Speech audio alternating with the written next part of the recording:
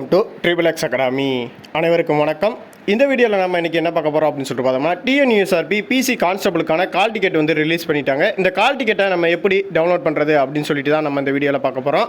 வீடியோவை ஸ்கிப் பண்ணாமல் பாருங்கள். வேறு எதுவும் டவுட்ஸ் வந்து உங்களுக்கு வந்துச்சு அப்படின்னு சொல்லிட்டு பார்த்தீங்கன்னா நம்மளுடைய கமெண்ட் பாக்ஸில் கமெண்ட் பண்ணிடுங்க. வாங்க வீடியோக்குள்ளே போகலாம்.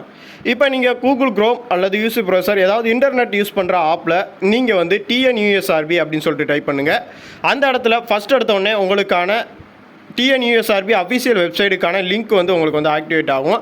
அந்த லிங்க்கை ஓப்பன் பண்ணால் இதே மாதிரி ஒரு பேட்ச் தான் உங்களுக்கு வந்து ஓப்பன் ஆகும்.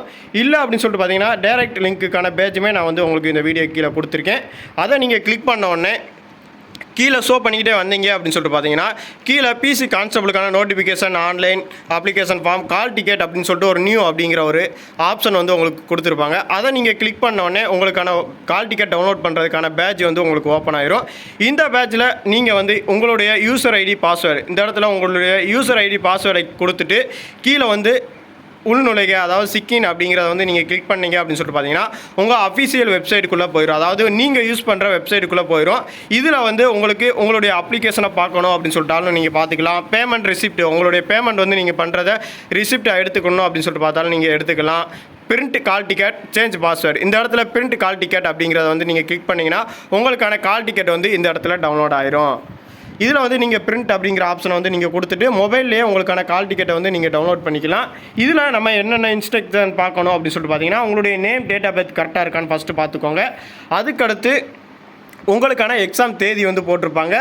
நெக்ஸ்ட் வந்து உங்களுக்கான பாடம், அறிக்கை நேரம், அதாவது ரிப்போர்ட்டிங் டைம். அறிக்கை நேரம் அப்படிங்கிறது வந்து உங்களுக்கான ரிப்போர்ட்டிங் டைம் காலையில் 8 மணிலேருந்து 9:30 மணிக்குள்ளே வந்து நீங்கள் வந்து ரிப்போர்ட் பண்ணியிருக்கணும். அதுக்கு மேலே போனோம் அப்படின்னு சொல்லிட்டு பார்த்தீங்கன்னா அலோவ் பண்ண மாட்டோம் அப்படின்னு சொல்லிட்டு சொல்லியிருக்காங்க.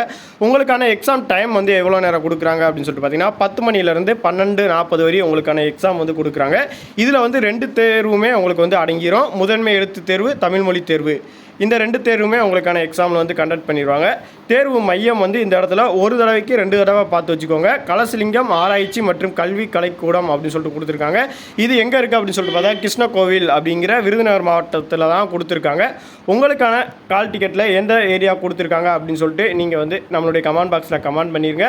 வித் உங்களுக்கு லொக்கேஷன் தெரியல அப்படின்னு சொல்லிட்டு பார்த்தீங்கன்னா நம்மளுடைய வாட்ஸ்அப் குரூப்பில் ஜாயின் பண்ணிட்டு வாட்ஸ்அப் குரூப்பில் நீங்கள் கேட்டாலே நம்மளுடைய ஃப்ரெண்ட்ஸ் வந்து நியர்பை ஃப்ரெண்ட்ஸ் வந்து உங்களுக்கு வந்து லொக்கேஷன் வந்து ஷேர் பண்ணுவாங்க. அதை நீங்கள் பார்த்து எந்த இடம் அப்படிங்கிறத வந்து நீங்கள் தெரிஞ்சுக்கிட்டே போய்க்கிடலாம். இதில் என்னென்ன இன்ஸ்ட்ரக்ஷன் கொடுத்துருக்காங்க அப்படின்னு சொல்லிட்டு பார்ப்போம். விண்ணப்பதாரர்கள் தேர்வுக்கூட சீட்டினை இவ்வாரிய அதிகபூர்வ இணையதள தளத்தில் பதிவிறக்கவும். அதாவது டிஎன்யூஎஸ்ஆர்பி வெப்சைட்டில் வந்து நீங்கள் வந்து இந்த கால் டிக்கெட்டை எடுத்துக்கிடலாம் அப்படின்னு சொல்லிட்டு சொல்லியிருக்காங்க.